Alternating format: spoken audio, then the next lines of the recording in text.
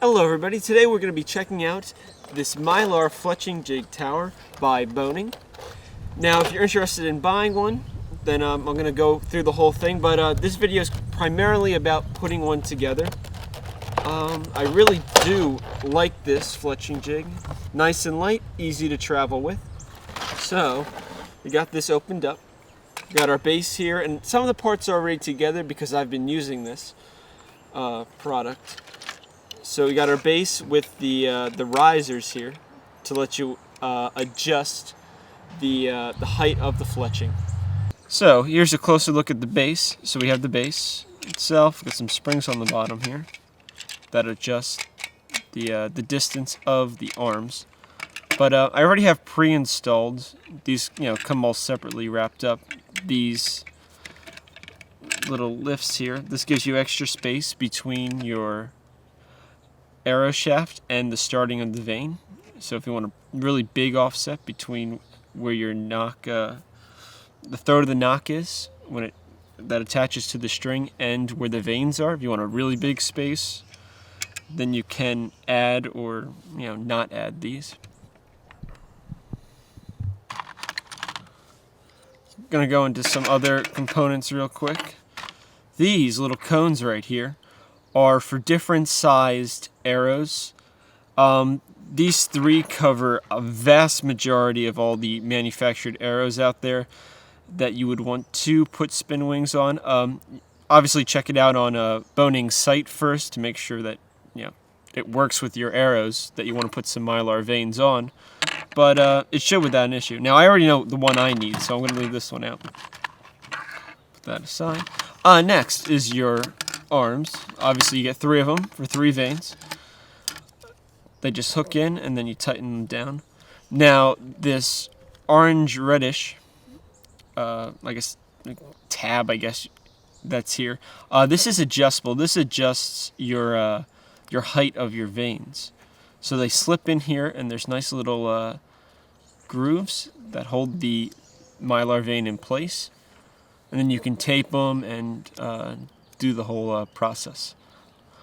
But say you don't want your vanes how I have them here. You can take this off, and you can change spots. You can move it up, or say you're like a left-handed or vice versa right-handed shooter. You can adjust it so that it's further up or on the other side, so that you can have a right spin or a left spin, depending on what hand you shoot with. Next, we have 2 setting devices right here. Those will slide down the top of the arrow, and it will help get the vanes to stick to the arrow. And last but not least is this little lever here that controls the springs. Lets you set the device open and close when you want to put the vanes on. So anyhow, we're going to put this on the bottom of the base here. You could leave it closed because it's probably easier and safer that way. Gonna put our little cone here that holds the arrow on top.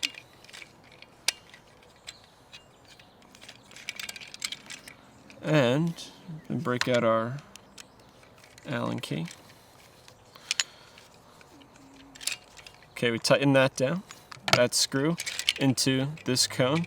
And now we have control over how the arms will pivot. Now we have our risers already on the base of the fletching tower. But normally you'd have to put them on yourself. Whoop. There's a nut in the bottom there, 1 screw, and it fits in very nicely. Don't tighten them all the way down because you're only going to have to loosen them in order to put the fletching arms on. Alright, now we have all 3 arms installed. You can set it in the out position, and you can actually just go ahead and fletch arrows. Well, I hope you enjoyed watching this video. Hope it helped you, put together your own boning fletching jig. Check them out. I'll have a link in the description down below. Thank you for watching, and as always, happy shooting.